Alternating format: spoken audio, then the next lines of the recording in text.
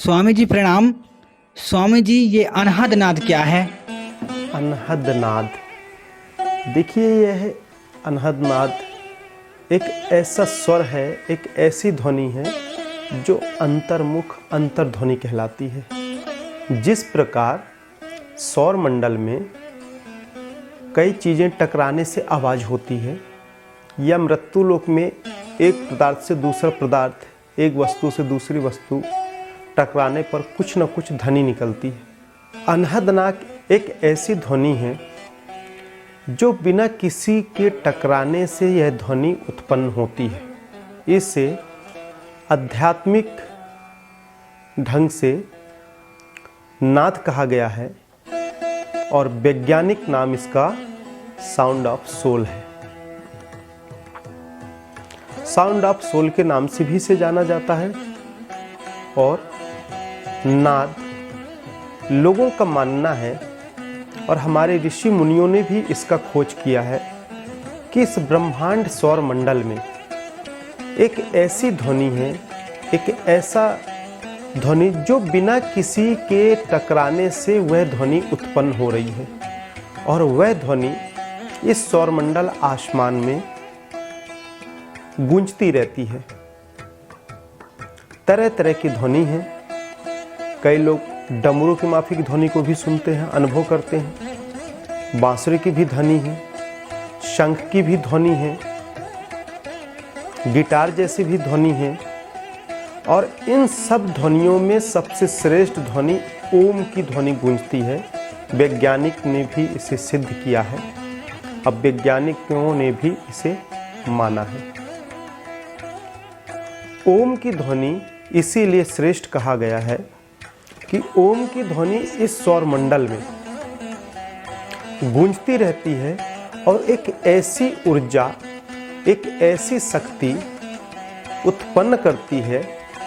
उस शक्ति को हम अंदर महसूस कर सकते हैं। महसूस के साथ अपने अंदर का उस ध्वनि के माध्यम से अपने मानसिक तनाव को भी दूर कर सकते हैं, और उस ध्वनि से मानसिक तनाव दूर भी होता है। इसीलिए शव मंत्रों का, सारे मंत्र अक्षरों का श्रेष्ठ शब्द या श्रेष्ठ बीज या शक्ति रूप में हम ओम को देखते हैं कि ओम एक अनंत आदि अंत है। और ओम पर यह पूरा ब्रह्मांड है, आध्यात्मिक रहस्य है। उसके स्वर पर यदि हम इन नाद की ध्वनियों को हम अपने अंतर चेतना में अनुभव करना चाहें तो अंदर भी अनुभव होता है।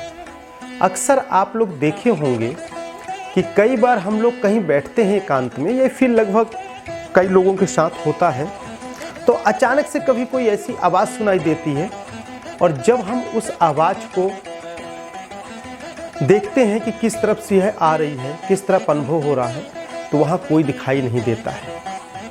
कभी कभी हम अकेले बैठते हैं, जब हमारे मन की अवस्था शांत स्थिति की होती है, शरीर बड़ा रिलैक्स होता है, तो इस रिलैक्स अवस्था में भी कई बार ऐसे ध्वनि, ऐसे स्वर हमें अंतर काया में भी अनुभूति होती है, सुनाई देता है।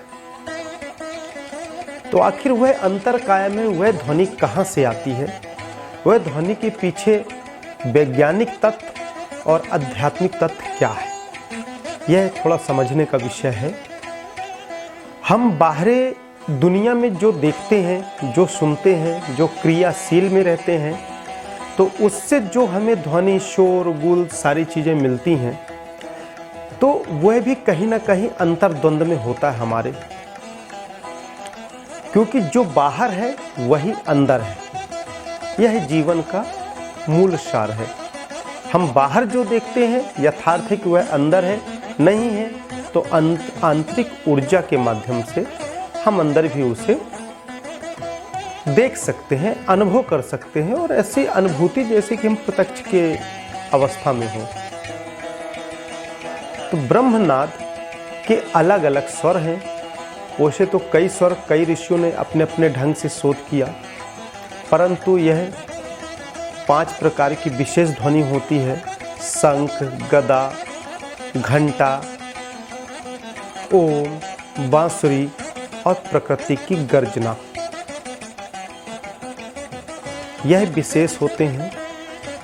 अंतर्ध्वनि के माध्यम से भी हम आंतरिक चेतना के जागृत में यह बहुत सहायक होती है। इसीलिए संसारिक जब हम ध्यान करते हैं तो ज़्यादातर ध्यान को, मेडिटेशंस को म्यूजिक के माध्यम से कराया जाता है। पीसफुल माइंड, कोई बांसुरी की धुन में करा रहे हैं, तो कोई गिटार की धुन में, तो कोई अंदर जैसे एक हठ योग होता है। तो जैसे हम कई बार एक जिद्दीपन में हम कोई गर्जना या कोई अपने शरीर को बहुत ऊर्जावान बनाकर कोई काम करने के लिए, कार्य करने के लिए निकलते हैं, तो जैसे उसमें हम नाद, ढोलक का, मृदंग का, तबल का, उसमें वजनदार नाद को हम बजाकर भी कई बार अंदर की ऊर्जा को जागृत करते हैं, जैसे कि एक ऊर्जा का प्रवाह बहुत तेजी से हो जाए। इसकी फ्रीक्वेंसी भी बड़ी अजीब होती है, जिग जैग,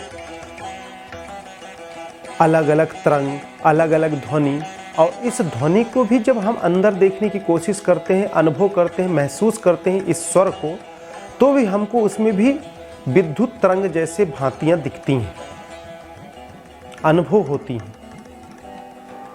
तो जो ध्वनि बाहर नाद में है, जिसको नाद सबसे संबोधित किया गया, आध्यात्मिक शब्द दिया गया है, उसी तरह से आंतरिक चेतना में भी यह नाद है। यदि हम अंतर्ध्वन में, आप लोग समझिएगा कि हम ध्यान जब करते हैं तो हम अंतर चेतना का ध्यान करते हैं, आंतरिक ऊर्जा का ध्यान करते हैं। जब हम आंतरिक ऊर्जा का ध्यान करते हैं, आंतरिक तरंगों को महसूस करते हैं, उस अवस्था में हमें किसी म्यूजिक की या किसी स्वर का या कोई ध्वनि की हमें क्या ज़रूरत है। भाई हम अंदर ध्यान कर रहे हैं तो अंतर ध्यान तो एक शांति का प्रतीक है, और शांत चित्त बुद्धि को रखकर जब हम करेंगे तो अंदर वो अनुभव होगा।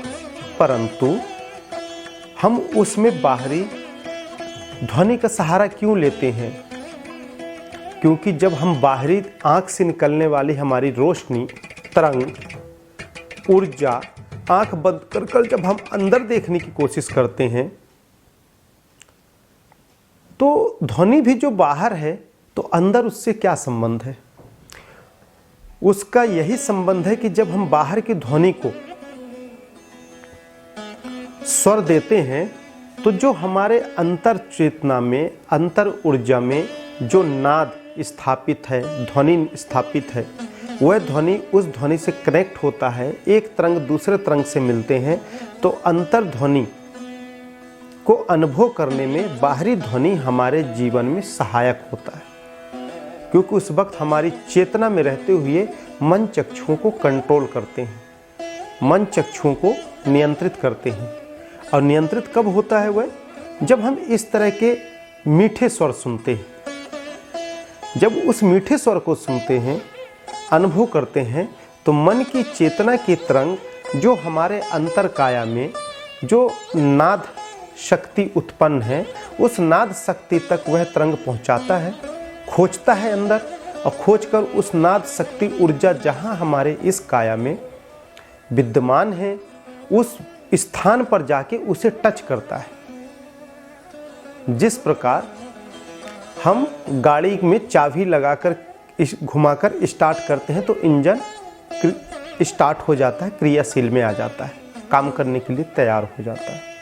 उसी तरह बाहरी ध्वनि को सुनकर मन उस तरंग को पकड़ता है, फिर मन चक्षु उस तरंग को आंतरिक चेतना में, आंतरिक काया में, जिस स्थान पर ब्रह्मनाद का स्वर हमारे अंदर विद्यमान है, जहाँ स्थान है या वह शिथिल अवस्था में पड़ा है, अचेत अवस्था में वह तरंग स्थित है, उसे जाकर वह टच करता है, पिंच करता है, तरंग को वहाँ कनेक्ट करता है, जिससे वह एनर्जी प्रफुल्लित होकर और प्रकाशवान हो जाती है।